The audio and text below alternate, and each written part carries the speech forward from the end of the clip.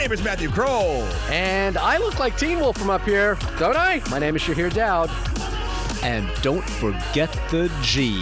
My name is Patrick Willems. And this is the only podcast about movies, specifically the film Nirvana, the band, the show, the movie. And speaking of movies, of course, this being the only podcast about them, Patrick is not only back on the show. Hello, Patrick. Hello, boys. Good to be here.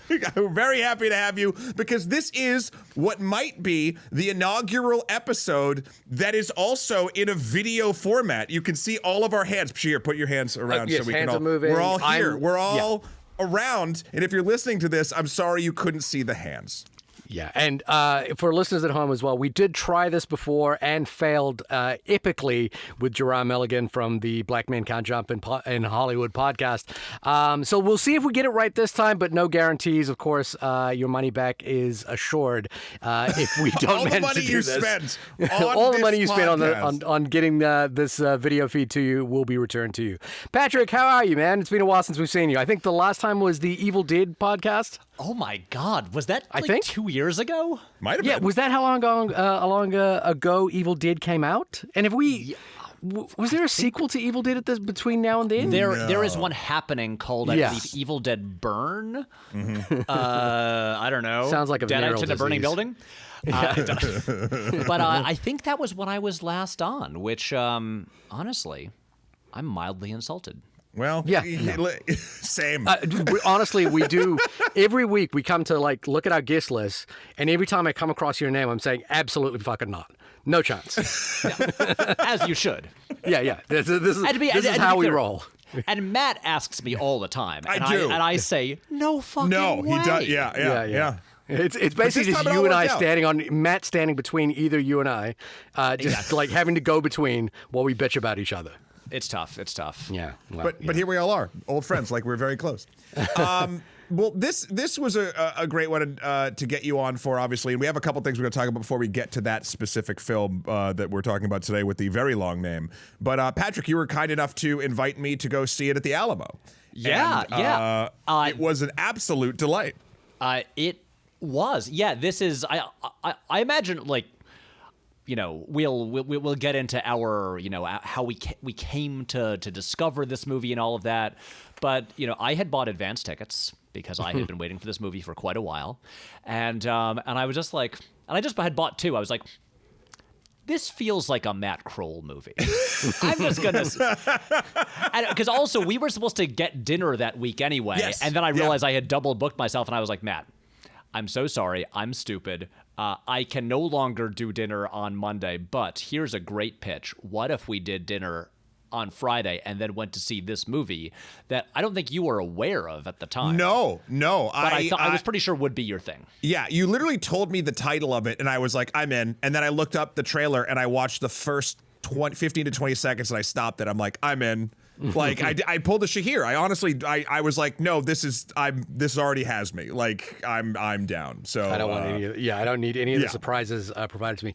Patrick, just briefly, how did you know about this? We have done a Matt Johnson film on the podcast, Blackberry, which did appear on I think on our respective top 10 list last year or the year before.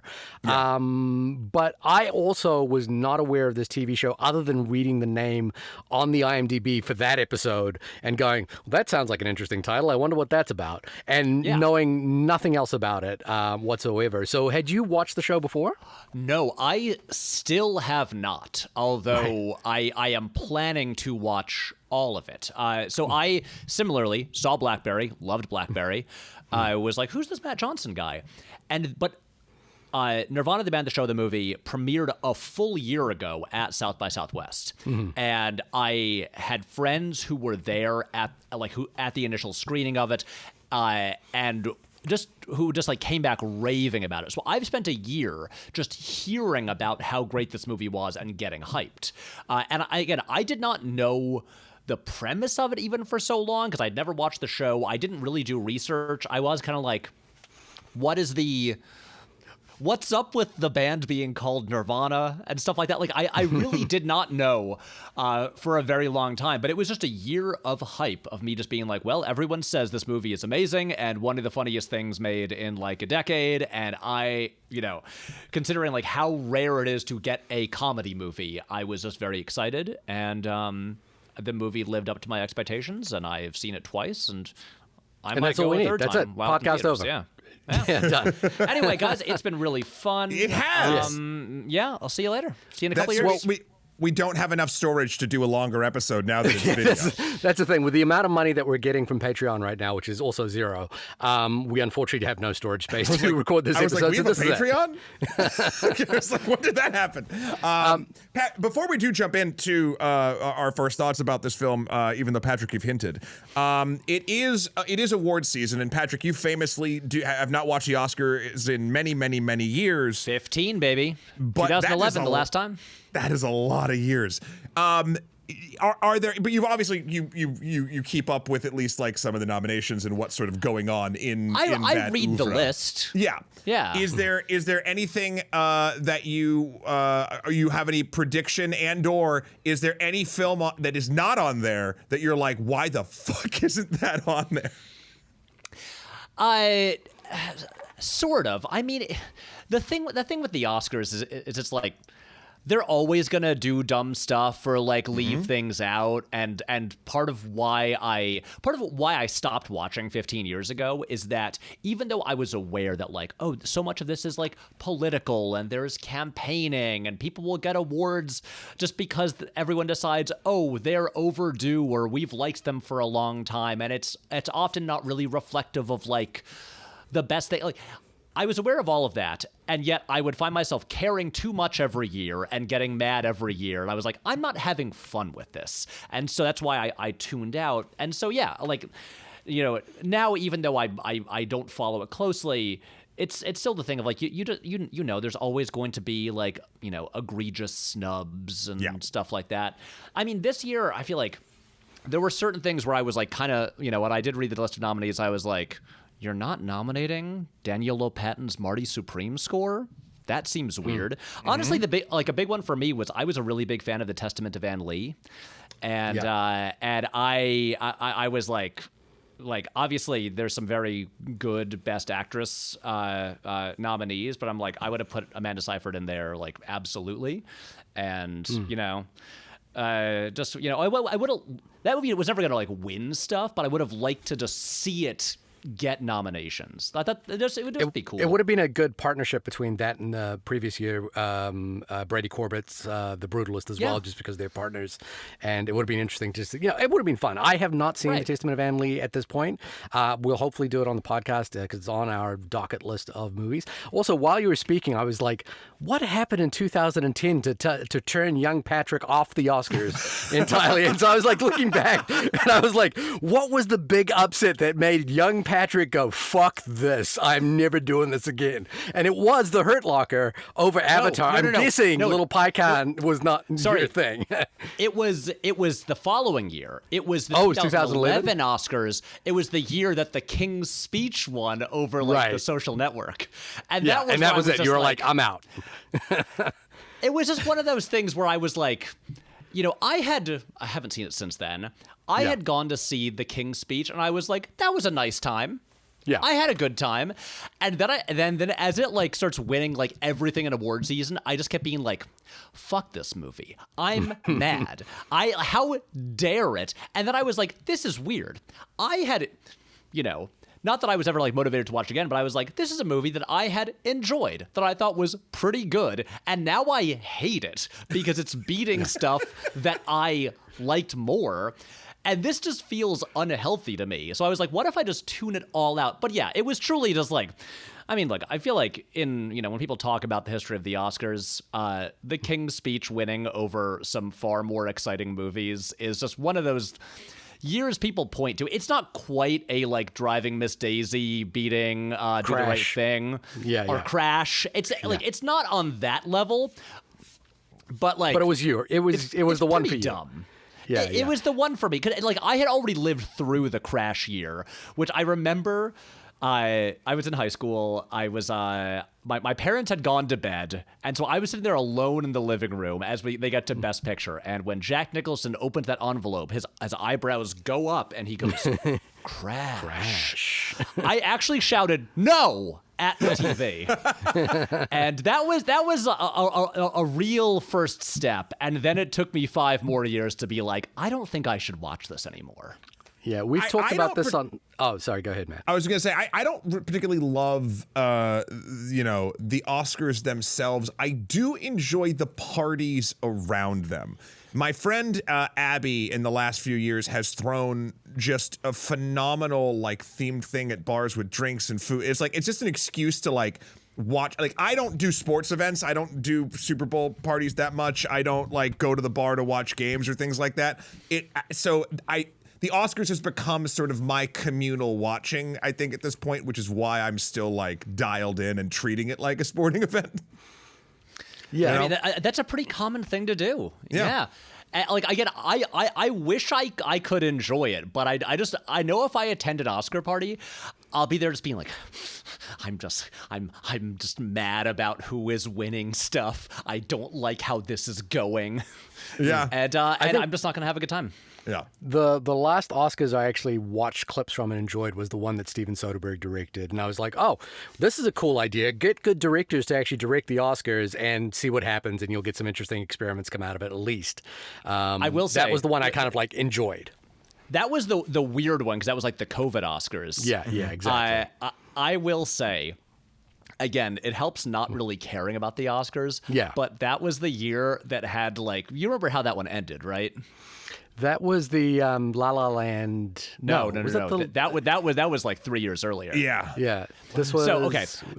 I'll what was explain. the COVID Oscars? Remind me. It's the one, they're all at tables, and it's like a smaller thing. There's like a band, but it was the thing where it was the year that Chadwick Boseman had died. And he was up for best. And they did best actor last. Yeah. Right, because they're like thinking that he was going to win it. And then instead, Anthony Hopkins wins, who is not even there, who remotely accepts the award. And it's one of those things where everyone who like cared about this was like very mad about it, was like, what? That sucked. How could they have screwed that up? And it's one of those things where, not being an Oscar guy, I'm just kind of like, I think it's funny because it's so clear what they wanted to happen, and it did not work out the way they wanted it to at all. Yeah, and the thing that I remember about it though is that his performance in The Father was actually pretty great, and it was just an unfortunate thing that it happened that way. That was the thing. No one could really argue. Like, everyone was kind of like, for the show, this sucked. Yeah. But also, he was really good in that movie. Yeah, he was really good. It was a really great movie. And we've talked about this numerous times, and Matt and I have argued about like when we should do our best of year, but it kind of always ends up being the case that the Oscars tends to be a sort of finality to the year passing, just because one film is kind of crowned internationally and it kind of takes the stage, and so therefore all the campaigning, all the sort of releases of movies all garner towards that particular event. So it's always nice. We're about to release our best of 2025 episode, and you have just released your best of 2025 episode with several awards in some of my favorite categories, like Best Needle Drop, Best Ad Movie, Best Critter, for example. Is it safe for me to spoil what your favorite movie of 2025 was from this? It's already online, right? Okay, I guess. I was actually saving it for the plane on Thursday, but I will. You can spoil the vetoes for me, I suppose. Well, you did choose Marty Supreme as your favorite film of 2025, which is an excellent choice in my opinion. I am curious if we ran through just a few of the categories right now, if you just had some of your hot takes on these particular, if you were an Oscar voter, you would be landing. I will also say, if I were an Oscar voter, despite Marty Supreme being my favorite movie of the year, I would probably vote One Battle After Another for Best Picture. It was my number 2, but it's one of those things where I'm like, and I think it's the basic like Oscar narrative thing where Paul Thomas Anderson has had an incredible career. has not won a Best Director or a Best Picture, and this, his like largest scale film to date, I think is such a triumph that I would be like, yeah, this considering the totality of the work that he has done and what this represents in the context of his career, I would vote for that movie.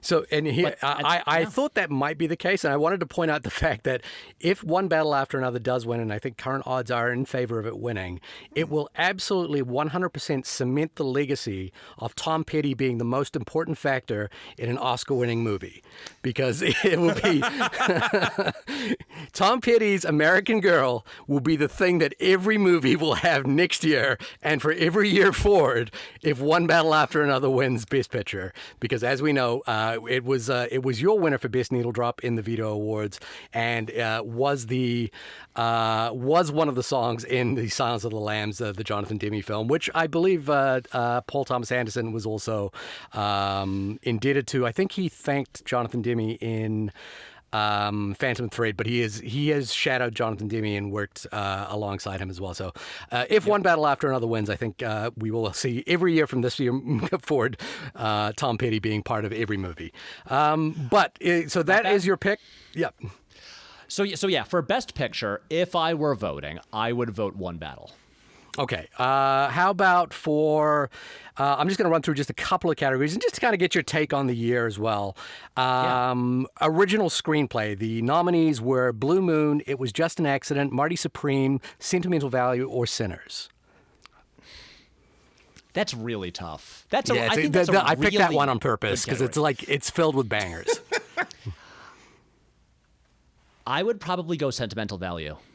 Yeah, I think Sentimental Value is the most technically adept script in all of those. It is the most complex and complicated, and doing a lot very, very successfully. So I think from a writing point of view, I don't think you're that far off. I have in the regards of the movie of the year, I do think it's coming down. I also love Marty Supreme, by the way. I think I would rank Marty Supreme as one of my favorite movies of the year over some of the other nominees. I love One Battle After Another, but it's not my favorite P.T. Anderson film. And I kind of think Sinners might have the momentum to take the year this year. I think it's the movie of the moment. Sentimental Value in writing is kind of the one that I think really does do the most technically great. Demonstrate the great craft of writing, and so it might be a good category winner there, even if it doesn't win anything else. I'm with you because it's also, to be clear, I think Sentimental Value is an incredibly well-directed movie. Yeah. But the others are obviously, they're more bombastic movies. They're there's a lot more happening visually in them, and I think they all have very good scripts as well. But that's, obviously, I think the script for It Was Just an Accident is incredible. That's a really, really strong list of nominees, and it's one of those times where I'm like, I feel like the Academy kind of got it right there. Right. Well, what about if we jumped over into adapted screenplay with Begonia, Frankenstein, Hamnet, One Battle After Another, and Train Dreams? There I'm going One Battle. One Battle. It's my favorite of those movies, but also just I have not read Vineland, but just that idea. As a work of adaptation, it just seems so interesting and so far off. Compared to you've got Hamnet, where the author of the book co-adapts the screenplay, and it's granted I have not read the book, but I think it's pretty close to it. And then you've got One Battle, where it is, the credit I think says inspired by Vineland, it's like his version of Oil, the There Will Be Blood adaptation of Oil, which is it's just a small fragment of the book adapted into the film. Yeah, and I think that's really interesting, and of those, it's I'm honestly kind of lukewarm on Hamnet, and I didn't love Frankenstein either, and so I wouldn't give it to those two. What were the other nominees? It's Train Dreams and Begonia after that. Two movies, both in my top 10. Loved them both, but One Battle my favorite, and I think just the way it was adapted is so unique that I would give it to that. I didn't know Train Dreams. What is it? Is it based off a book of the same? It's Based on like the book, which a I read this novella. year as well. Yeah, it's a novella. very short book. You can read it in like a day. Okay. Maybe I did know that. I don't know. I did that. That movie felt so. Out of all of those films, this is going to be hopefully the dumbest thing I say on this podcast. It's the movie that feels most like it could only be a film to me. Like from the structure of like what I think the movie is showing me and what I think the movie is like portraying as important and how it is doing so. I feel like the visuals are doing a lot of the work there and giving the totality of the piece. But also Will Patton's narration. Yeah. Yes, sure. If you go back and listen to that episode, I talked about the book, the novella, in that one quite a bit because it is a really fascinating adaptation in terms of like both streamlining someone's entire life down into like a few hours, but also capturing like the most essential parts of that book as well, and kind of smartly adapting that one. If I'll just do two more. Well, we've already kind of done we have a movie Best to Picture. talk about, Shahir. We've kind of already done Best Picture, but maybe the last one I'll just talk about quickly is Director, which would be the nominees are Chloe Zhao for Hamnet, Josh Safdie for Marty Supreme, Paul Thomas Anderson for One Battle After Another, Joachim Trier, I always get that wrong, Sentimental Value, and Ryan Coogler for Sinners. Is there any that, as a directorial effort, jump out at you? I mean, there's some well-directed movies there. There's some really strong work on display. I think I get like Marty Supreme, my favorite. But I just last weekend I watched One Battle After Another again for like, was it the third or fourth time? I've seen it a bunch now. Yeah. And every time I see it, I become more impressed by it. Yeah. And it's just like a movie that it feels both like so loose and so controlled, which I think is a tough thing to pull off, and especially like jumping to that larger scale, more resources, bigger budget, and yet it just like. I know some people don't like that movie, but it feels just like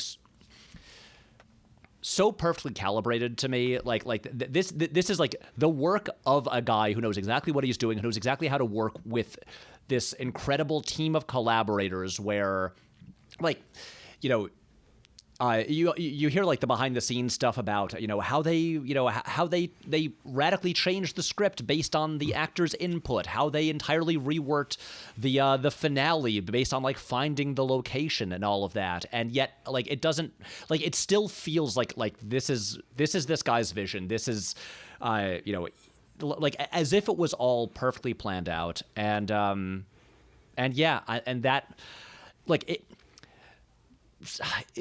it's really tough, but I'm gonna despite it being only my second favorite movie of the year, I'm once again gonna give it to PTA. And also it's just like, the guy's been doing really good work for like 30 years now. 30 plus years. Yeah. So Could be time. Give him an award. I got a hot take on that one, which I could save for our best of episode, which is that I have watched One Battle After Another a couple of times now as well, and that is a movie that I have liked a little less every time. Okay. And this is coming from a person who's obsessed with P.T. Anderson and his works, going all the way back to Hard Eight, and that is what I guess the briefest of takes on that is that this is a person who's made some of the greatest works of American cinema in the last 30, 40 years, and One Battle is a very good movie. If I was just to put those things in those two categories, that's kind of where I land on One Battle, which is it's a very good movie.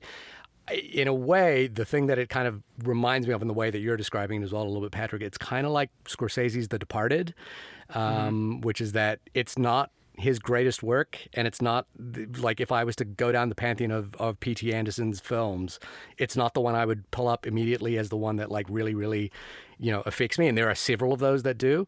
I might change my mind on One Battle, after another viewing or something. It took me a few viewings to get One battle really after another viewing? Yeah, One Battle after another viewing, yeah. But it took me a few goes to really come on board with There Will Be Blood. But once I did, I was, fully on board with that. So it's going to be an interesting Oscars nonetheless. I think it's a really good set of categories this year. I know One Battle is there. I think for me, maybe the only odd duck in this is F1 for Best Picture. I think that's just the you got to get one in there that's weird. That's the one I'm just like slots now. Yeah, sure. And I liked F1. Sure. It's honestly like I was, again, not being an Oscar guy, I was surprised and very amused to see F1 in there. I saw F1 twice in theaters. Especially like in IMAX at Lincoln Square. It is just like a pretty it's incredible experience. Yeah. But it's one of those things where I'm like, I did not even consider that would be, other than technical categories, be an Oscar movie. I just knew Joseph Kosinski and Jerry Bruckheimer are unstoppable. They are, but it was also like Top Gun was such a phenomenon, and I think Top Gun is like.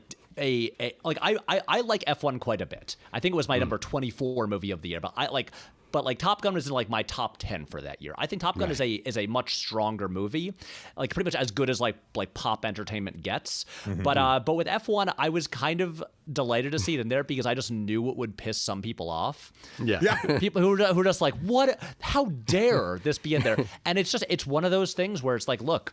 A lot of people who vote on the Oscars are crew members, and that movie, it obviously got all these technical awards, and then it was just in contention, and a lot of people were just like, you know what, that movie was fun. Yeah, I liked that movie, and I like fun. And I thought it was well made, and so I was, and here's the thing, I like F1 more than at least two of the other nominees in there. Well, there you go. Well, there you go. Yeah. If you want more of Patrick's cinema takes for the last year, you can watch the Veto Awards over on YouTube and/or Nebula. Yeah, please watch it on both. Go watch the Vetoes. Honestly, putting aside the awards, we put way too much effort into a 4-minute musical number at the beginning, and I'm just like, I'm honestly very proud of that. It's nice. Really good. I watched it today, and I think it's fantastic.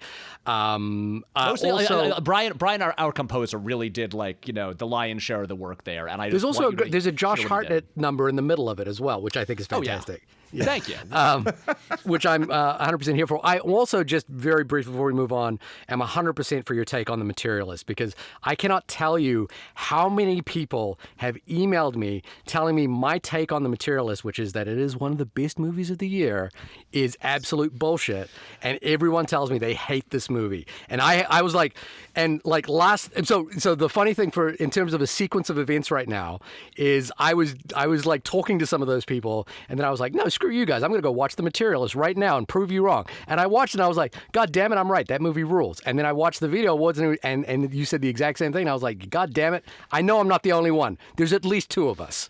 Well, three. I really liked The Materialist as well. I thought I didn't know you were getting materialist hate. I thought you and Izzy were very, very lukewarm on Materialist. I liked it for, I think, what it was. It blew me out of the way of what I thought the movie was going to be. I was like, oh, this actually sort of says something.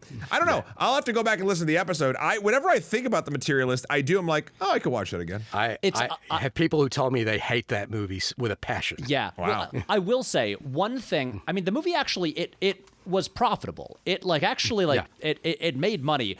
But I think a thing that I thought was, I understand why they did it, and it probably made more money this way.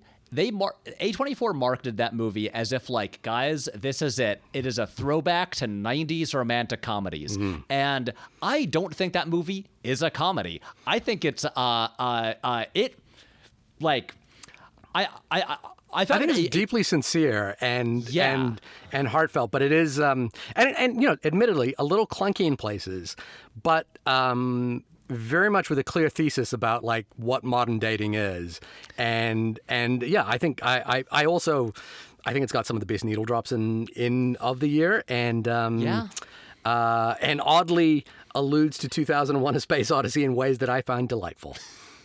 It is. I saw it twice in theaters. I was happy. I found a friend who also really liked it, and we're like, want to go see it again? Yeah. But yeah, it is one of the movies I've thought about the most this year. I think it's excellent. But yeah, I think a lot of people went into it being like, yay, we're going to go see like a modern romantic comedy. And they watch a movie that is mostly a drama about like the like what can kind of be like a nightmare of moving through your 30s and dating and all of that. And people were disappointed because it was not the movie that the trailer promised them. And I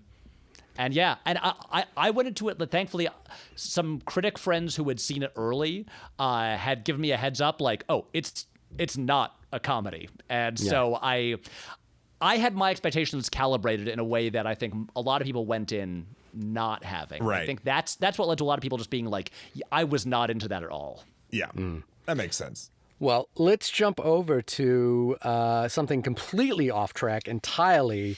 Perhaps let's back jump on into, track, which is off the tracks. Yeah, let's jump into a camper van that's going all the way back to 2008. 2008. Could you tell us what Nirvana, the band, the show, the movie is about? Did I get one adjective wrong in there? No, you got it. You got it. You got all three. All right. Okay, so the Internet Movie Database says, quote, when they're planning to book a show at the Rivoli goes horribly wrong, Matt and Jay accidentally travel back to the year 2008. This fucking movie, it is, you know how we always say like, oh, every film's a miracle?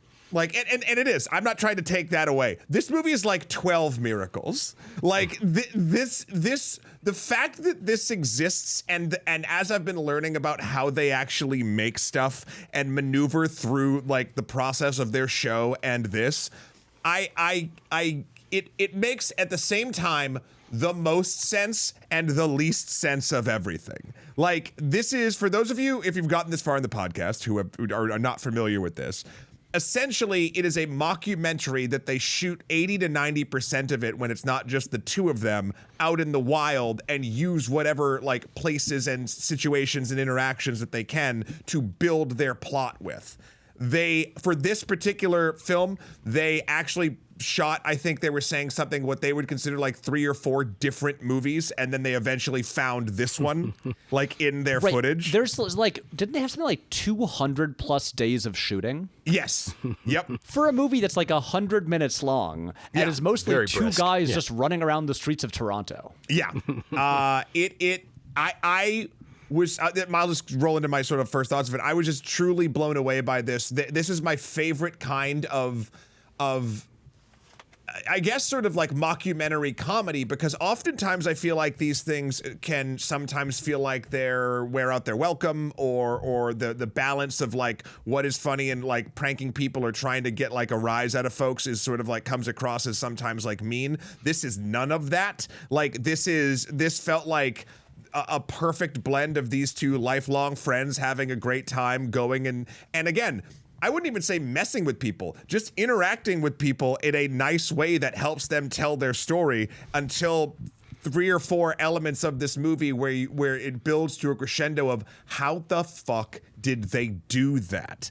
And I was absolutely in love with this movie. It was an absolute blast to see, especially in a theater.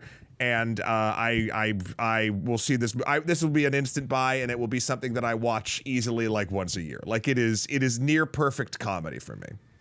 Patrick, what did you think of the movie? I'm just going to echo what Matt said there.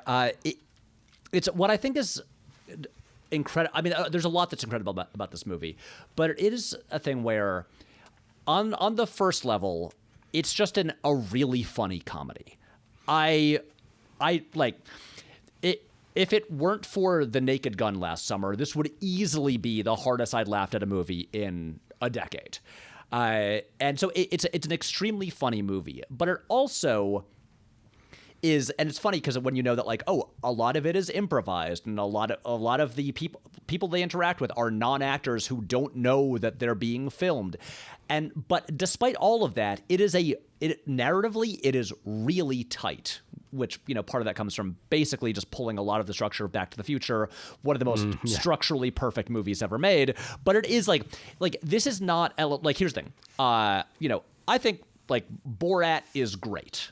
But Borat is also a loose movie that's a lot about like, let's just put this guy into places with regular people and then almost have like hidden camera sketches where stuff just happens.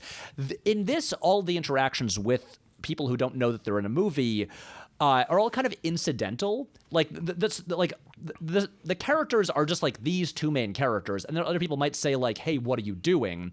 But it's never about the interactions with strangers.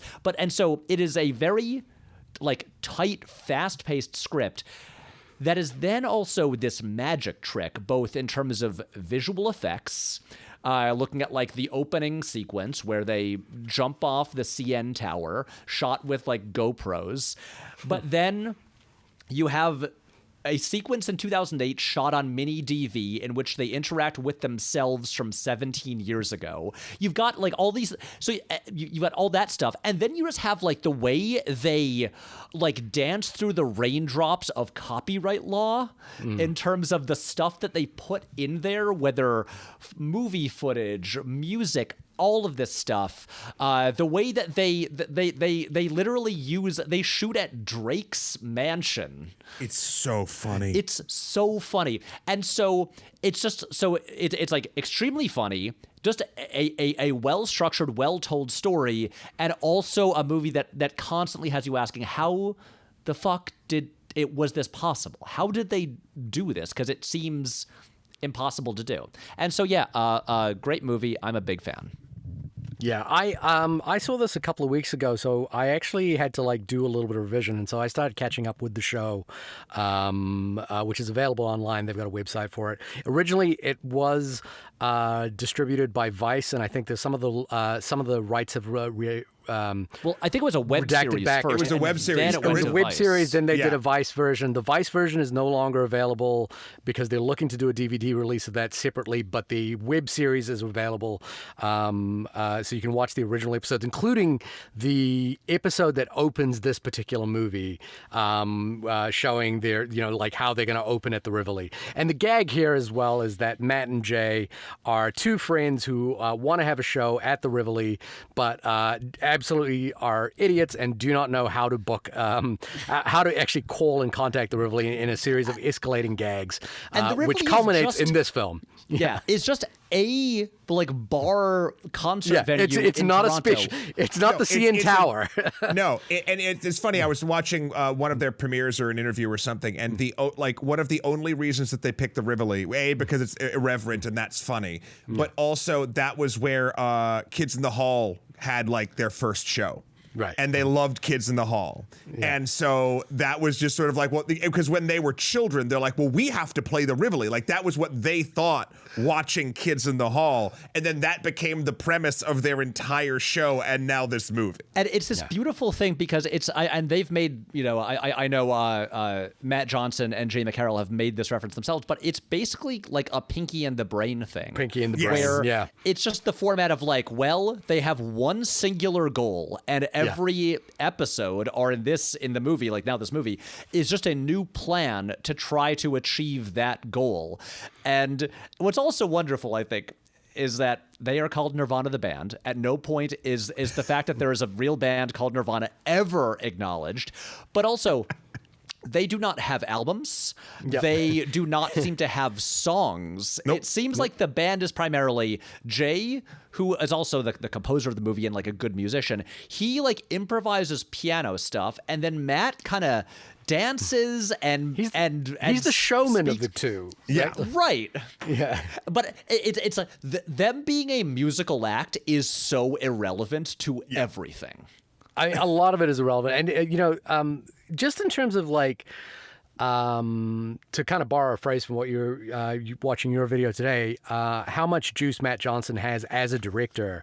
This is a really sharply made thing as well, and kind of like Edgar Wright with Spaced, or the It's Always Sunny, or Rick and Morty, or there's a sort of long tradition of smart dumb shows, and this is like in that great tradition of really, really smart dumb shows, in that it is ostensibly about two idiots doing dumb things for no apparent reason, but it is a really, really smartly made show that has kind of way more craft at its fingertips than most of the dumb shows that we watch on television do. And for that, it's kind of miraculous. I think, echoing some of what you guys have both said, the sort of amazing magic trick here is the interaction between, 20 years of previous existing footage and this film, and the way that they navigate like their old selves meeting their young selves, because in a way they actually have like a physical time capsule to recapture some of, what they did in 2008. And the way they do it is quite brilliant. And then secondly, weaving in essentially, as you say, the structure of Back to the Future, where they do go back and interact with themselves in a little way, using the structure of the first part of Back to the Future Part 2, the paradox sequence where Marty goes back to himself, traveling back in time in 1955. And look, there's so much craft on display here. I think, from watching what Matt Johnson did with Blackberry, a movie that really, for the sort of era of the corporate biography, I guess you would say, things like The Social Network, and the Steve Jobs movie, Blackberry is like way more incisive about the failure of that company, but also way more exciting than most of those movies. And I love most of those movies. So I think, this guy is great. And the fact that he's got this thing in his armor that he has loved for so long and managed to pull off here. For me, the sort of the biggest takeaway here, as a movie, I just think it's a barrel of laughs. I think it's really fun. It's really fun to watch. And Matt, I think you stated as well, it doesn't overstay its welcome in any way. The sort of there's perhaps a danger of something like this being changing formats from TV, from web series to movie, of trying to be sentimental about it, or trying to find like the sort of bigger meaning, or trying to, like inject this with something grander than what it actually is. And they really avoid all of those trappings. At the heart of this, Jay and Matt are still willing to like stab each other in the back, despite the fact that they seem to love each other. But they're, like when Jay becomes a famous pop star in this movie, I was like, he's really enjoying this. Like he's not, there's no part of him that has any guilt about this whatsoever. So I think this movie really, really works. And it does the best thing that I think it could possibly do, which is make me want to go back and watch the show. We talked about this in the Bob's Burger movie as well. The Bob's Burger movie is essentially like an extended episode with a slightly grander vision for it. But essentially what it does is really just leads you right back to the show, to what made you, why these people love this in the first place. And I think for all of those reasons, it really, really works. And yeah, it's just, for me, a bigger laugh per minute value than The Naked Gun, perhaps, but just really lands in almost every respect. So something that I want to go back to a little bit is the time travel sequence, specifically when they're interacting with their younger selves. It's something that I've actually thought about toying with, and I think, Patrick, I know you're in this camp, and Shahir, you might be as well, but we all even in our very young ages, sort of like messed around with cameras and did like skits and things, and have like, there is footage of all of us probably in a time period akin to the differential between these two men, right? Like, it's funny. I believe, I wish I could have freeze framed on it to tell for sure, but when they pull out their old mini DV cameras from 2008, I was like, is that a Panasonic DVX100? Yeah, it looked like one. That is the camera that I saved up for and bought after my freshman year of college. I shot a feature-length film on it that I shot like in 2000. I spent the summer of 2008 making like a spy movie web series in my hometown, and I have so many, like back at my parents' house, shoe boxes full of mini DV tapes. Yeah, from this exact era. So I was getting hit with nostalgia so hard as they're using those cameras in that time. I will say, I was almost always behind the camera during that era. And so there is not a lot of footage of me. There is a lot of footage of friends of mine who were still in my videos, but not a ton of me. Let me tell you, I saw a still from a film that I made in 2001. And it is horrific in terms of like, I look at the before and after and I go, man, time caught up with you fast. Like time caught up with you so hard at this point, because I looked at the old footage and I was like, that is not the same person. It's just, it's like melted wax now. I think I have I think I because I'm, I guess, probably the most narcissistic person on this show right now. I think I have easily hours of footage of me starting back from when I was like 13 and 14. Right. Like I have so many skits and movies. I did a feature too. It was shot. I think we talked about this after the movie, Patrick. It was shot half on digital 8, and then I got an XL1 to do mini DV, which blew my mind. So like I don't know. So what the exercise of doing this in this film. I wanted to sort of I wanted to tip my proverbial hat, I'll even do it on camera, to Kurt Loeb and Robert Upchurch, who are the editors of this film and who both Matt and Jay have said are kind of like, they are essentially the reason why this show and this movie works. They went through 200 hours of footage from those things and wrote those scenes. The editors wrote those scenes because they went through all of it. And so then it was obviously Matt and Jay who like moved it all together to make it function in the actual time loop part of the movie and make it work. But like that to me is a dedicated group of people that have been working together forever. And I know they shout out their cinematographer Rob a lot too for doing who's in the movie who's in the movie. Like, yeah. So like I don't know. Just obviously there's flashier stuff like when they jump off the tower or when they're at Drake's house, which we can talk about in a little bit. Did they actually film at Drake's house, or did they recapture the footage of the shooting that happened at Drake's house? They heard the shooting that happened at Drake's house and went over there and lied and said they were independent press and then just got a bunch of shots. They were Jay was saying in an interview he was around cops and then doing the run away from the scene. And then the cops would look over at him, and then he just walk right back and do it 3 or 4 more times, and no one bugged him. And it's like, it's reading about the way they pulled off various things. I'm just like, I think one of the genius moves is just they shot just a bunch of like nighttime downtown Toronto stuff just on the weekend that Taylor Swift was playing there. When they're like, oh, this is going to be taking all the attention in the city, so no one's going to care if we're running around with some cameras, because like the whole police force will be mobilized like around like the stadium or whatever. Yeah, and it's so smart. Yeah, I think as well.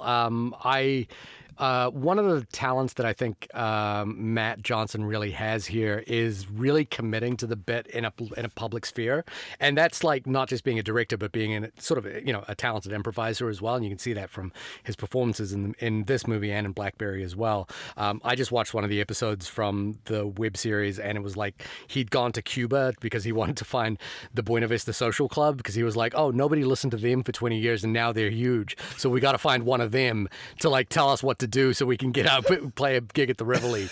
And then when he goes to Cuba, you can really tell what's happened here is that the budget for the web series has only extended for him, a camera operator, and a sound person to go to Cuba. And everyone they're finding is just random people on the street that Matt, the director, as well as the actor, kind of has to just interact with in order to build something up.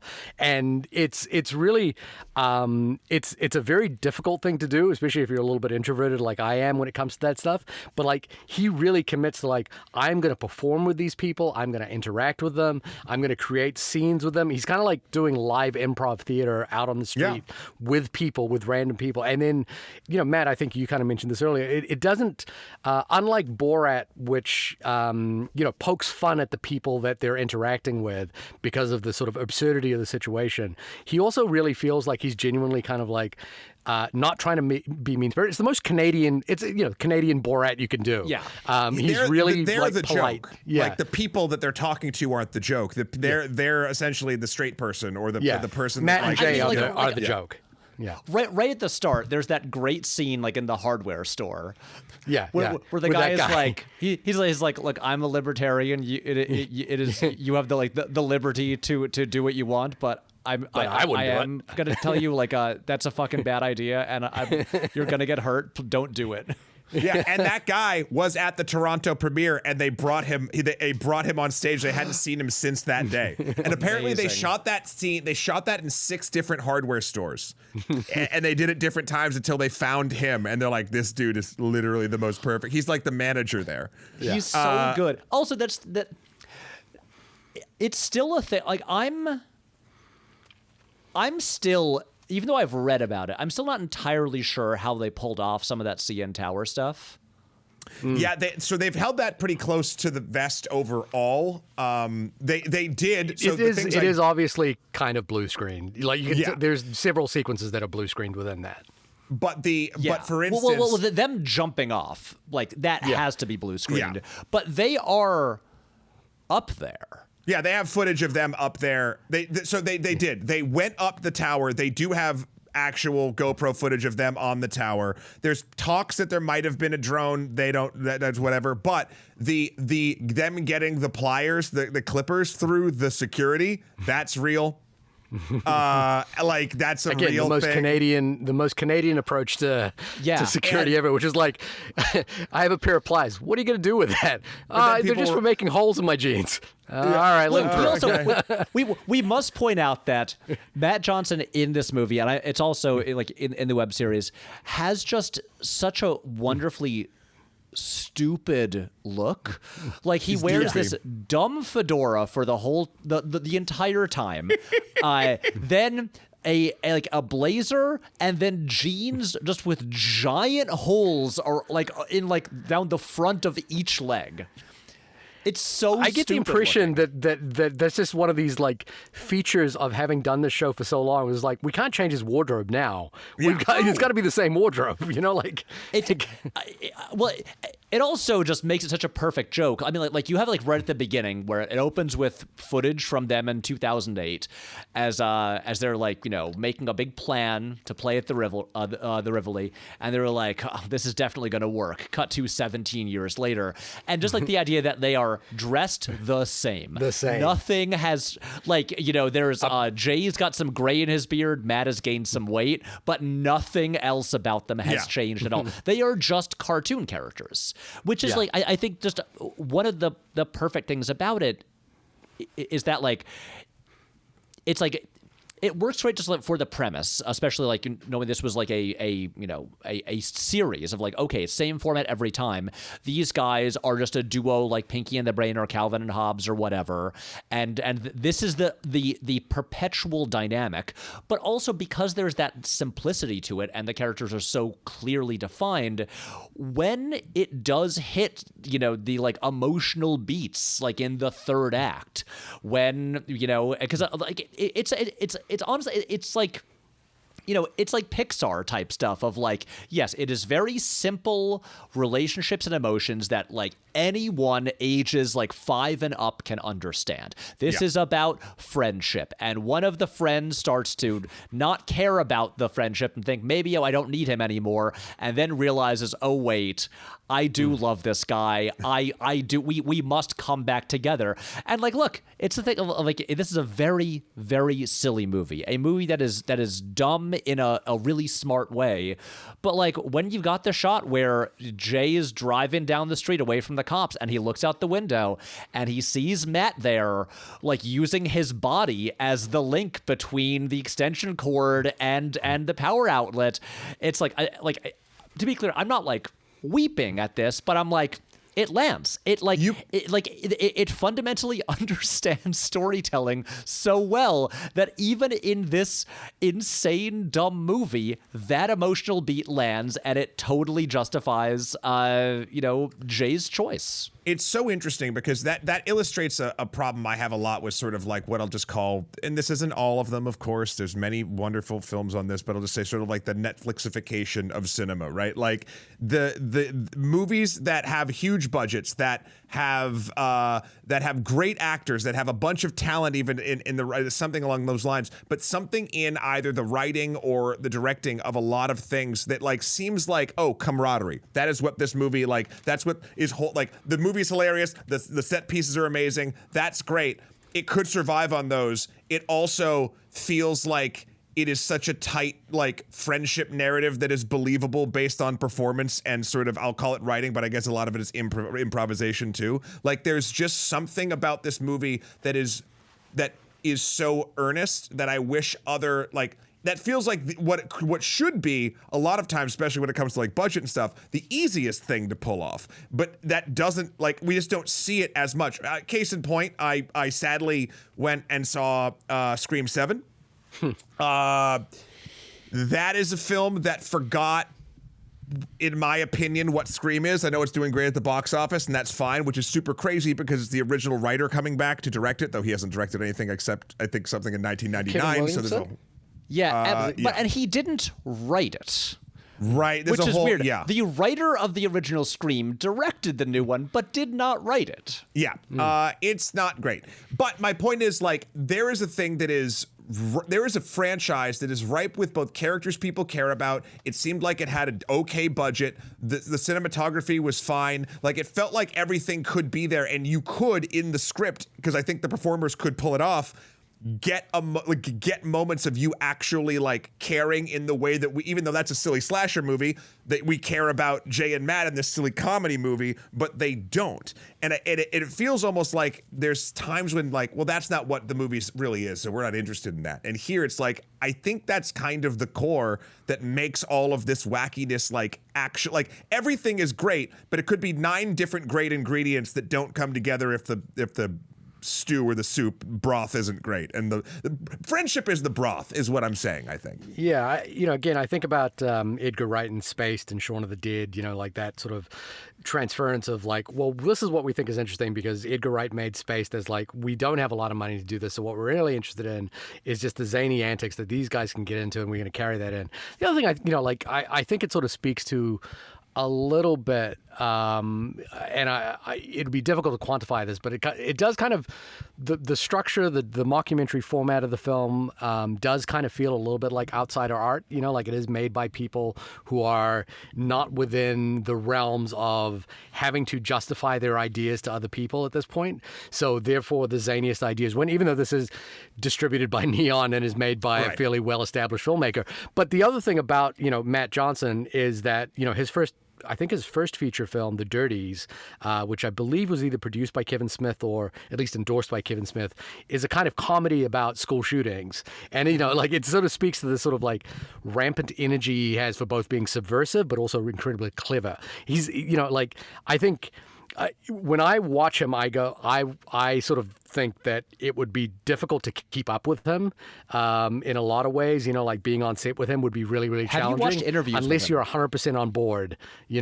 and on the ride for what this is. And again, I'm thinking about that Buena Vista Social Club episode where it's just like he's just going to run around Cuba with whatever he's got, and he's going to make a film, God damn it, while he's there. And I think that really speaks to, just to use the analogy of Scream 7 here, is like, insider versus outsider art. This is clearly on a sort of bigger scale outsider art. It's made outside the confines of like what is commercially acceptable in terms of copyright law. It is, borrowing and stealing as much as it can get away with in order to actually produce some of its bigger ideas, including regurgitating its own footage in order to like construct stories over time. So I think it speaks that way. Yeah, Patrick, you had a question in there? I just said when Shahir was talking about how it must be tough to keep up with Matt Johnson, I just said, have you seen any interviews with him? Because the man I heard he shits on a lot of movies. Fast. Yeah. He just Like I've just been like watching a bunch of like podcast interviews with him recently, and some with him and Jay together. But unsurprisingly, Matt talks a lot more than Jay, and is just like and like he's a really engaging speaker, and is also and is very enthusiastic, very Canadian, very nice. But the man just talks really fast, very high energy, and his mind is going like a mile a minute. Yeah. I also love that there seems to be a camaraderie in a lot of the various, either now they're YouTubers, but like people who made videos before even YouTube was a thing. Folks, like I know that he did a crossover episode recently with Mega 64, like who is basically the video game equivalent of this sort of thing in Southern California. So like, and I know that that's not the only one, but that was the one that I was familiar with. That like, I think Mega 64 is my Nirvana, the band, the show, like that I grew up with, that they're still going and they're still doing stuff. That's three friends who are doing it. And it's nice to see that like there's a community of like 4 or 5 creators in this space that even though Matt and Jay are like, I mean, they've taken this probably to the largest element of any of them. They're going back on each other's shows and like doing gags with these people in the same medium. And that just shows how much they love making shows and movies like this.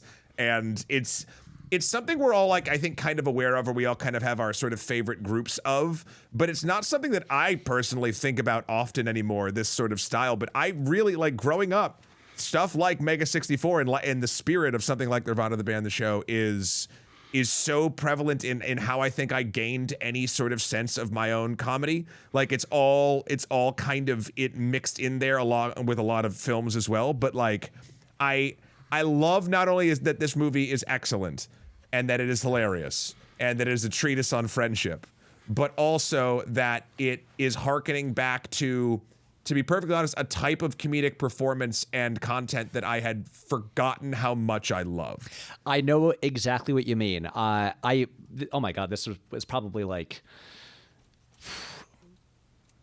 maybe like 6 or 7 years ago now, but I made a video about this. My group that I was obsessed with around this time, like my freshman year of college, was Waverly Films, who had it was a website before they started putting them on YouTube. But you know who they are now. The guys in Waverly Films were like John Watts, Jake Schreier, Christopher Ford, who went on to just make the Marvel Spider-Man movies and Thunderbolts and Skeleton Crew and stuff like that. But when they were making no budget, silly little mini DV shorts, they had a thing. They didn't have it wasn't an ongoing series, but it was just called The Clip of the Week. And they're like, we're just going to make a little short film every week. And they were, and I still rewatch so many of them, and I think those were like they were like my filmmaking heroes at the time. When I was like, oh wait, I could make stuff like this and put it on the internet. And so I remember being so excited then when they when they got big movies, and I was like, wait a second, the guys who made those things are doing Spider-Man now, but it was a very similar sensibility. It was just like incredibly cheap, really, really silly, just like embracing the total lack of money or resources, and but then also and just making it was like that stuff made me like when I was like 18 years old, go out and just make more like dumb little short films with my friends. And it was the thing I was thinking about watching Nirvana, that look, I love this movie right now. If I was 16 years old right now and I watched this would change my life. Yeah. This, I mean, even this already had a very small impact on me in the sense of, as we've said, most of this movie is shot like on location, kind of like sneaking cameras in, no permits and stuff like that, which I spent many, many years doing, especially like before I made video essays. My YouTube channel was just all like little like narrative shorts. And so I snuck into a lot of places, and it always stressed me out. I hate getting kicked out of places. I found it really embarrassing and stressful, and I haven't done it in a while. But as we were putting this musical number together for the vetoes, and I was trying to figure out like how to do like various shots in it, I was just thinking. I saw Nirvana again, and I was like, wait a second. I think I know how we can sneak in a camera into the AMC Lincoln Square and do a shot there and get away with it, and we did. Only one shot, but truly, I was just like this movie just like gave me the energy to like just.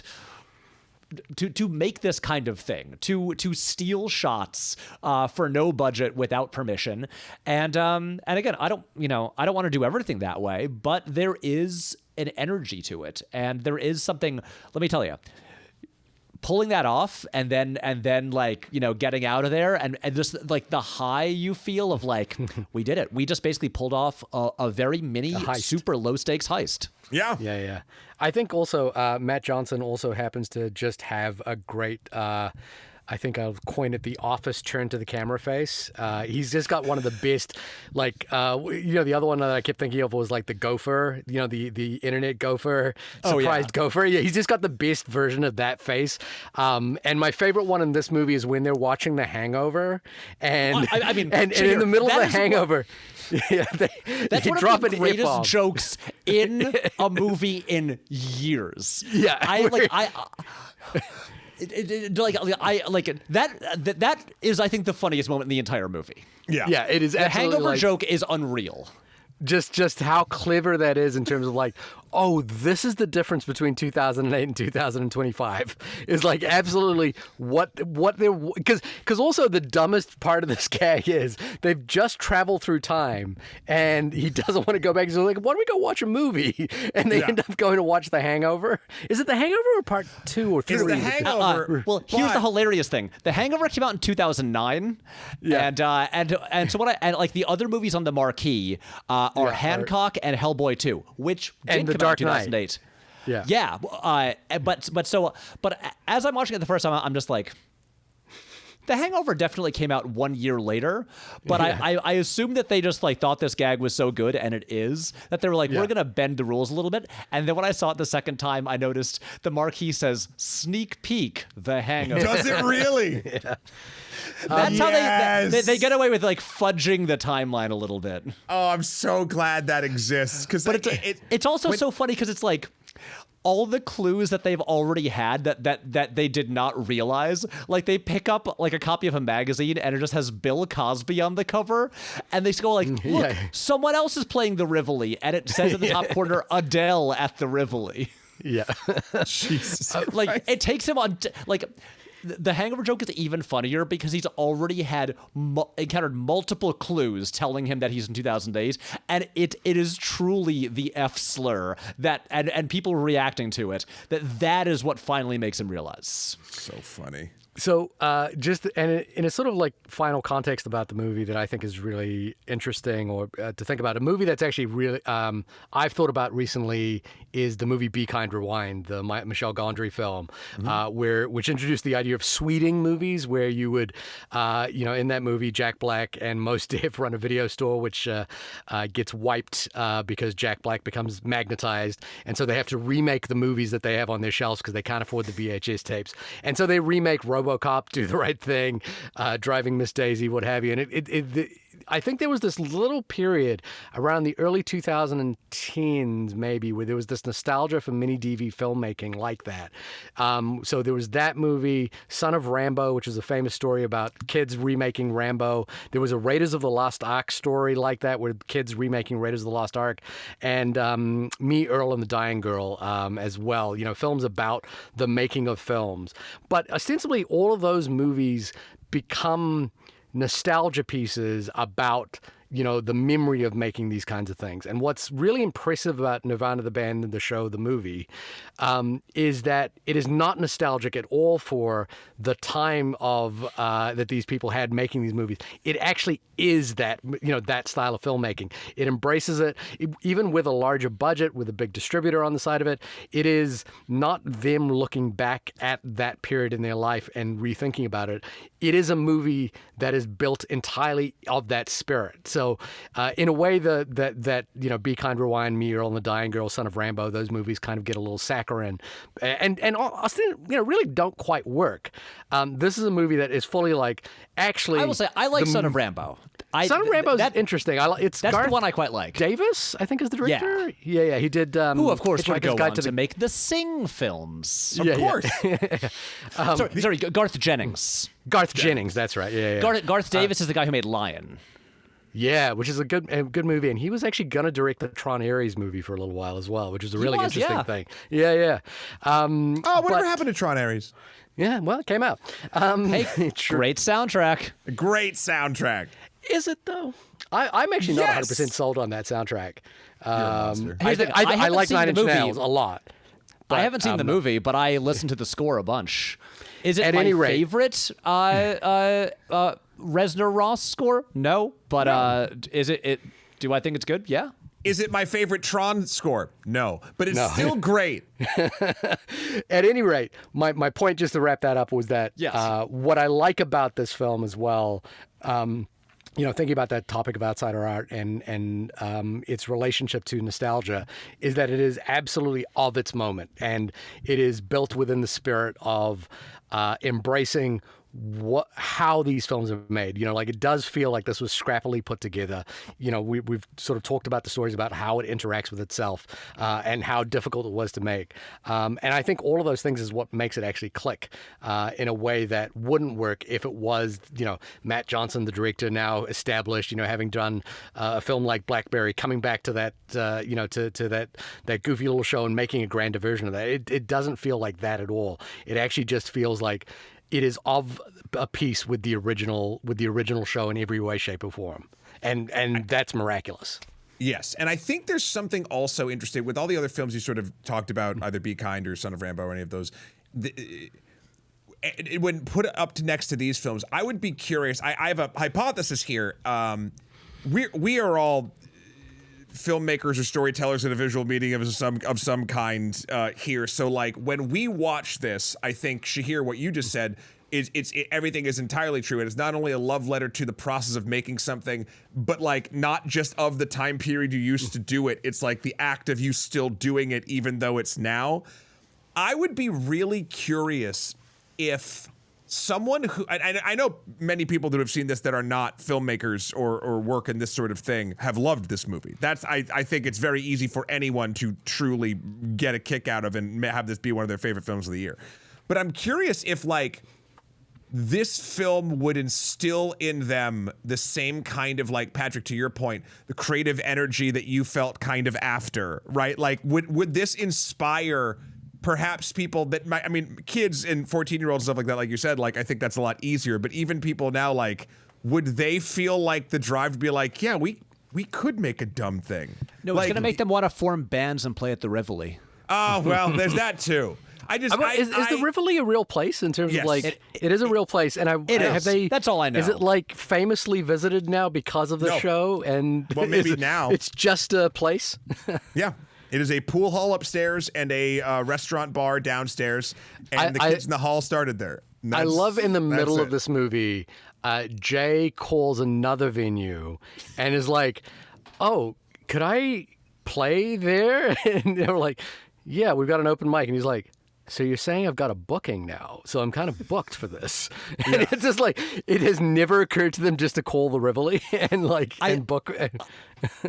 I think this is quietly one of the funniest things in the movie, because also the place he calls to book himself to attend an open mic is in Ottawa, which is, as they establish, a 4 to 5 hour drive. And they have the gag where he has the map with Ottawa circled like a million times. And it's like the idea that to get an open mic, he has to drive 5 hours out of the biggest city. like, is Toronto the biggest city in Canada, or is Vancouver? It's one of them. I don't know if it's the biggest. Yeah, sure. I was just in Montreal, but I don't know. But like, obviously, Toronto is going to have like dozens and dozens of open mics. And the way that he's like, the only way that I can perform by myself is to drive 5 hours to Ottawa. Amazing. And I love that he asked Toronto is the biggest city. he asked the person on the phone how he should get to Ottawa. And she's like, why are you speaking to me? But again, in that Canadian way, is very polite about it. Yeah. He is, and he looks so happy once he quote unquote books that gig. That is actually a quality about this that I really like as well, which is that the sort of classic version of this kind of story would be that one is a self-aware dumb guy, which is that like he's kind of aware of what's going on. But in this, Jay is also, despite not acting as wildly, also an idiot, and like profoundly an idiot. Like he doesn't understand how, like he picks up a real gun and shoots it. Like he's just a dum-dum. Oh my God, that I mean, truly, I think it's funny. Matt and I were both at a friend's party the other night, and I was talking to our mutual friend Adam about this movie, and we're just going through being like, okay, so what were the moments that made you laugh the hardest? And it's like, well, the obvious ones are like the hangover joke and when Jay shoots the guy. Yeah. And but yeah, it's like, yeah, Jay is also not very bright. Despite being the good musician, he seems like he doesn't actually need Matt for any of this. Well, he doesn't, because once they change the timeline and they break up the band, Jay becomes incredibly successful without Matt, which I think that's one of my favorite stretches of the movie. Well, I mean, it's so funny just seeing, like a classic. It's like Back to the Future 2 when Marty returns to 1985, but it's different when Matt returns home and then goes home and then discovers that he is now in a Jay McCarroll cover band with a bunch of guys who we've never met before, just new characters. I also like how I feel like in most comedies, like with like bigger budgets, those would be the obvious roles for like big name cameos to pop in for like 2 scenes. I'm like, I've never seen these guys before in my life. I have they're just guys. But then you get to see like Matt run around and just be confronted with Jay on every billboard, endorsing every single product, looking really hot. And then just you see Jay's experience of discovering his fame, and you get this montage of just Jay like pretty seamlessly composited into so many famous clips. The Will Smith slap. Yeah. That's good. That's good. Yeah. And when he's on Ellen, isn't he taking the place of Diddy? Yeah. I think he's taking the place of a lot of Yeah. It's so funny. But yeah, he's just he goes, I mean, like, again, they basically function as if like they are like child cartoon characters. Yeah. Pinky and the Brain is a good analogy. Yeah, but I mean, like it's funny how this is an R-rated movie only for language and for one instance of a person getting shot. Yeah. There is like nothing. There's like nothing else objectionable in there. Like at no point do any of them like they don't have love interests. They nothing like that. They're basically just like, like children in adult bodies, like a child's idea of like what adults are. Yeah. And it works. It does. One thing that I did want to say, just kind of like jumping off of what Shahir was talking about earlier, is that just the existence of this movie is so fascinating because, Matt Johnson had been just, doing stuff for years, like on a smaller scale, like, this web series, The Dirties, stuff like that. And then he makes Blackberry, which is, it was not like a blockbuster movie, but, it got a wider release. It had some like bigger names in it. And it was really well received. And so kind of like how, he's already like coming out later this year, he has Tony, his Anthony Bourdain biopic from A24. Like, that would be the obvious thing to jump into after Blackberry. Yeah. But instead, he did the least obvious thing, which is, what if I revived my really goofy, like, thing that I just do with my best friend that has a really small audience, and we just do that again? Like a thing that had a really niche audience that I don't think a lot of people were clamoring for, like, oh my God, you gotta turn that into a movie.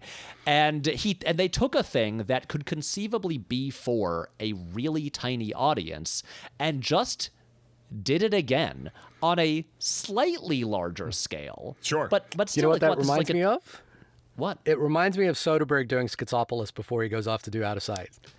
Yes, It's that's exactly a really good that. comparison. Yeah, it is. Well, it's that Peter Jackson doing Forgotten Silver before Lord of the Rings as well. It's like the and the way both Soderbergh and Jackson kind of describe it is that there is this fear that they're about to embark on a huge journey, and they want to make sure that before they do that, they do kind of like touch grass on the thing that they actually love.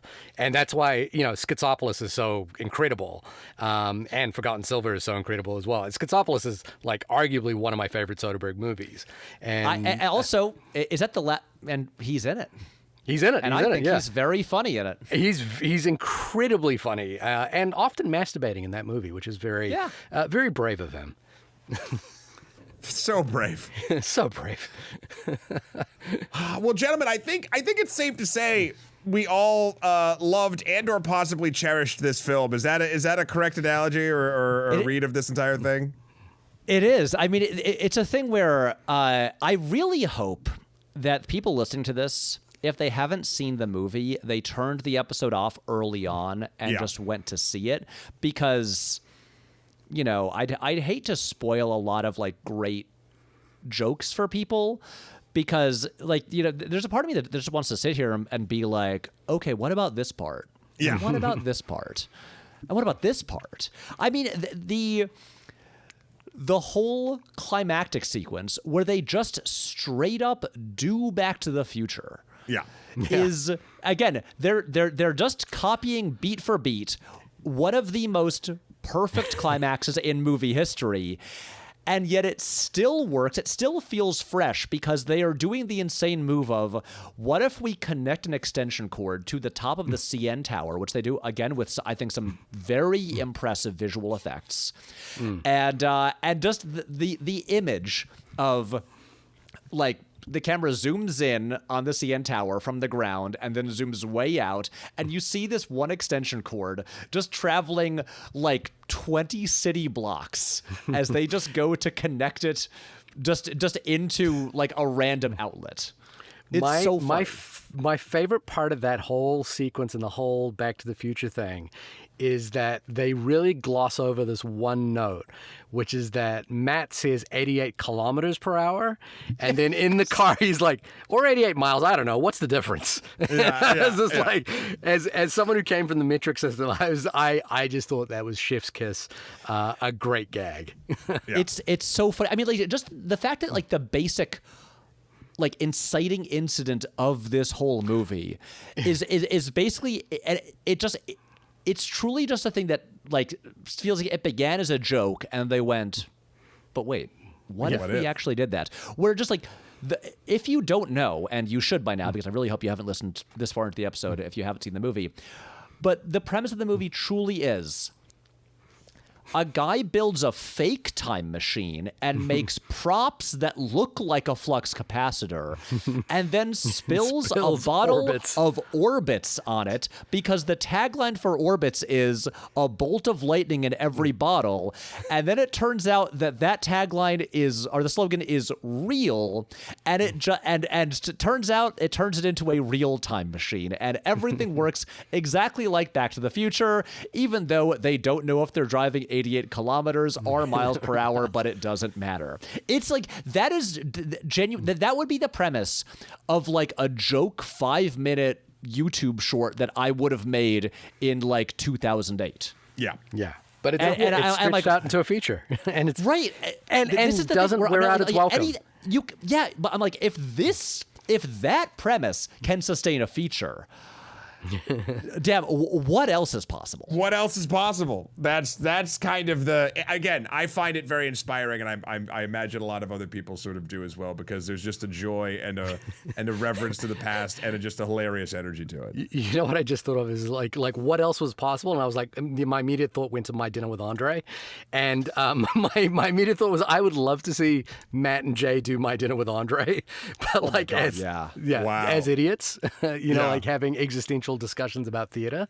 Some of their episodes, from what I've heard, again, I haven't seen them, they do just do other straight up ripoffs of movies. Yep. Yeah. They've done a whole Catch Me If You Can episode. They've done a Last Crusade. So something was inspired very heavily from the Last Crusade. I think I watched the same video with them talking about it that you did. Yeah. It's also it's really worth watching any interviews where Jay McCarroll is like discussing film scores.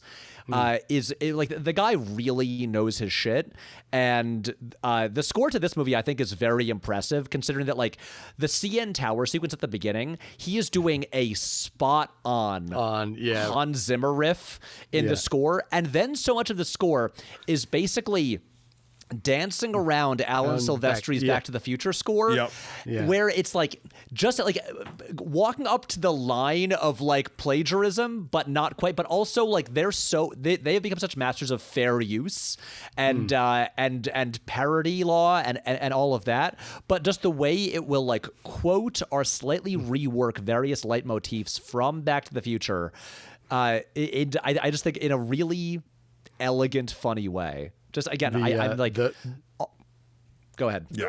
No, the Buena Vista Social Club episode has Jay back home while Matt is in Cuba trying to rewrite the score for Madagascar 2, but he's rewriting it in the tune of Star Trek, and so he's just playing Star Trek notes, and then the title sequence is entirely inspired by Star Trek. Good. You know, like that's the other thing. It kind of like echoes around the periphery of movies that we all grew up with, like the fact that they would do an episode about Catch Me If You Can, the fact that they reference Teen Wolf in the middle of this, the fact that the whole thing is basically Back to the Future. You know, it's like they grew up with the same movies. And it's funny because like I actually not even putting two and two together. I was talking about like, oh, making movies as a kid. Like it literally before YouTube was a thing.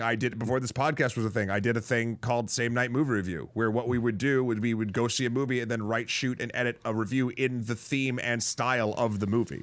Like and the thing that just came to mind specifically was the episode we did on Cloverfield, where we literally threw a house party and then made it all go to shit and explode and have news footage on the TV. Like we went hard and like did like. I don't know. I am inspired by this movie and I love this movie, and it reminds me a lot of like the passions of what I used to do when I was much, much younger. And I don't know. I think everyone should see it, and it's great. That's my ending. I'm right there with you on this one. I think it's great. Patrick, I think you mentioned that it will probably end up in your best of 2026 review. It is. I mean, it is so far. I think the best film I was just going. I mean, I think 2026 has been a surprisingly good year for movies so far. Yeah. 2 months in, this is my number one so far. Yeah. But yeah, and I think this is a strong contender for my top 10. Who knows what'll happen over the next 10 months? But yeah. Mortal Kombat it 2 is coming out, Patrick. So oh my God, I haven't even seen the first one. Oh, you probably don't have to. I don't think I need to. But yeah, this thing, like I can say on second viewing, it's just as good, and I'm just like, it's so rewatchable. I think this is a really special movie. This kind of came out of nowhere, and I'm excited now to just go back and watch this whole show. Yeah. Well, this has been the only podcast about Nirvana, the band, the show, the movie. The Patrick, thank you so much for coming on the show once more. When you are not doing your very own award show or gracing us with your presence, where can folks find you? Well, I'm on my channels on YouTube and Nebula, where you can watch my dumb fake award show, as well as other videos that are maybe slightly less dumb. I think the Vitos are the dumbest video we make every year. But yeah, you can go watch those. And and if you're a Nebula subscriber, which I highly recommend you become if you're not already, go watch The Dinner Plan. Yes, the short film I made that came out late last year that is fun. It is a very, very, very good short film. I enjoyed very much. Not to spoil it, but I was thoroughly moved by the ending in a way. And what higher recommendation could you ask for? Shahir, when you are not chugging your last bottle of Orbits, solidifying yourself to be stuck in 2026, where can folks find you? You can find me firing like a bolt of lightning into the clouds to propel some sort of time machine at my website, suvanova.com. That's SUVANOVA.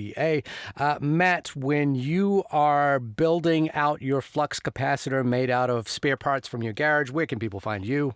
You can find me literally putting it together with Dwarven Forge over at my website, over Extra History and Extra Credits on YouTube and or Nebula. I don't remember exactly what's coming out at this point because I'm bad at this, but we do have something on Extra Credits coming out that I think will actually be out by the time this drops. We're doing essentially a new kind of show on the Extra Credits channel. If you're into video games and if you're into, if you've heard of League of Legends or other MOBAs, heck, maybe you've only watched Arcane on Netflix, the excellent animated series, and you kind of want to know more. We're doing a 20-something minute with game footage mixed with animation on basically essentially what are MOBAs 101, because they're a type of game that I have bounced off of so hard every time I've played it, but many people on the team are fans and have gotten to diamond rankings in these competitive games, and they're the biggest esport on the planet. So it's a deep dive into the mechanics and why maybe I was thinking about them in a way that caused me to bounce off them. And I don't know, I was glad to dive into some real hardcore game design back over on the channel. It was very, very fun. So please check that out. Next week, we are taking a hard turn back out of comedy into probably the last film of 2025 before we get into our best of 2025, which is The Voice of Hind Rajab, which is available now on streaming.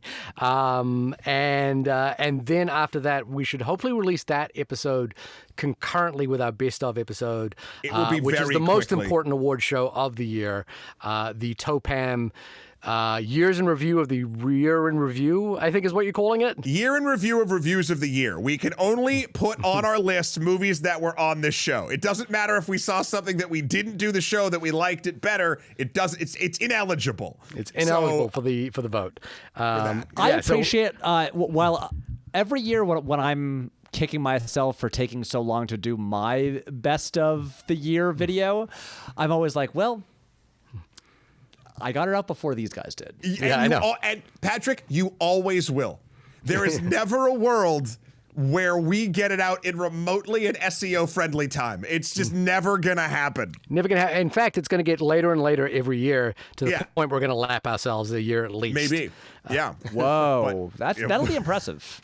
That's a word. Yeah. And then we'll have to create footage where we go back in time and talk to the version of ourselves that was a year earlier. I'm not doing it. That's This is the only footage you're going to get. Hey, everyone. Also, thank you for joining us for this first video iteration of the only podcast about movies, and Patrick for being the inaugural third face on said program. It's an honor, boys.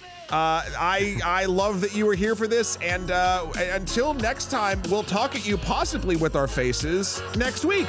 Bye, everybody. Bye, everyone. See ya.